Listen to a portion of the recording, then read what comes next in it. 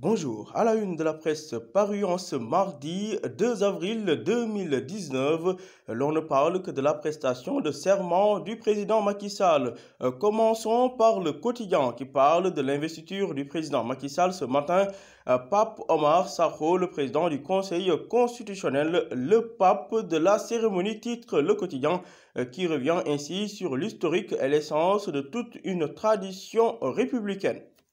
À la une du journal Libération, toujours prestation de serment, 18 chefs d'État africains, 57 délégations étrangères, des anciens présidents et personnalités du monde attendus à Dakar.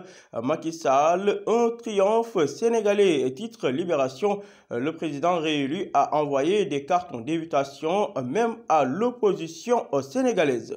Pour le journal L'Observateur de ce mardi 2 avril au Sénégal, pour la prestation de serment du président Macky Sall, les services secrets des différents chefs d'État sont à Dakar. L'hôtel King Fahd Palace, quartier d'affaires des hôtes de Macky, affluence d'hommes d'affaires africains chez Félix Tshisekedi, rencontre à 3 entre Nicolas Sarkozy, Alpha Condé et George Weah, puis avec Tony Blair, la présidente éthiopienne chez Bruno Diatta Condé, chez Niasse et Amadou Mokhtar Mbow. Nicolas Sarkozy serait même rentré à Paris avant l'heure, renseigne le journal L'Observateur, qui revient d'autre part sur un autre volet de la prestation de serment du président Macky Sall pour un mandat de 5 ans.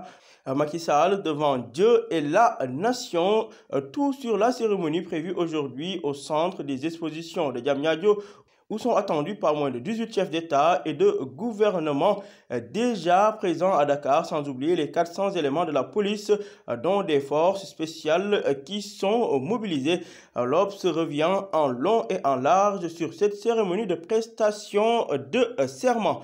Fête de l'indépendance, clémence du président, le camp de l'ex-maire de Dakar contre la grâce de Macky pour Khalifa Sall. Il n'est pas demandeur car c'est par voie de presse qu'il a appris la nouvelle. Les détails à lire page 7 de l'Observateur. À la une du journal Vox Populi, balai de VIP à Dakar, investiture XXL pour Macky Sall, une vingtaine de chefs d'État et de gouvernement a débarqué à l'aéroport Léopold Sédar Senghor à Dakar, point de rendez-vous des grands dirigeants africains et de délégations venues du reste du monde. Près de 4000 invités attendus au centre des expositions de Diamniadio pour la cérémonie d'investiture. Toujours selon Vox Populi, l'autoroute à péage fermée entre 8h45 à 11h pour faire place aux hôtes du chef de l'État. L'opposition sénégalaise, de son côté, constate que l'investiture d'un président illégitime est en train d'être mise en place. Parlons à présent d'un autre aspect, purge politique. Les partisans de Madické Niang, traqués désormais, 2 responsables de Madické 2019, débarqués de leur poste par le pouvoir en place après Cheikh Abdou Ndiaye de la délégation générale au pèlerinage. C'est au tour de Manyangan Fall qui a été viré de l'Assemblée nationale. Et puis, pour ce qui est du taux de 65% de Sénégalais n'ayant pas accès aux toilettes, le DG de l'ONAS, contredit par l'ANSD, le PEPAP, l'OMS et l'UNICEF. Selon l'ANSD, 32% de la population ne dispose pas de toilettes améliorées. Le DG de l'ONAS, Lansana Gagny Sakho, de dire que les journalistes ont mal compris ce qu'il voulait dire. À la une du journal, enquête, prestation de serment de Macky Sall devant 18 présidents, le grand coup diplomatique selon mes confrères d'enquête. Cette présence massive de chefs d'État africains est une première dans les annales diplomatiques selon l'ambassadeur Chergueï. L'ancien consul général en Arabie Saoudite y voit une opération de rachat diplomatique. Les récentes découvertes de pétrole et de gaz ont redonné au Sénégal un nouveau visage sur international, c'est l'avis de l'ambassadeur Mam Fodendong. Déclaration du patrimoine du chef de l'État, les forces et limites de la loi, à lire à la page 4 du journal Enquête, qui nous apprend qu'à Dakar, depuis hier, Alpha Condé a rendu visite à Amadou Mokhtar Mbow et Moustapha Niasse.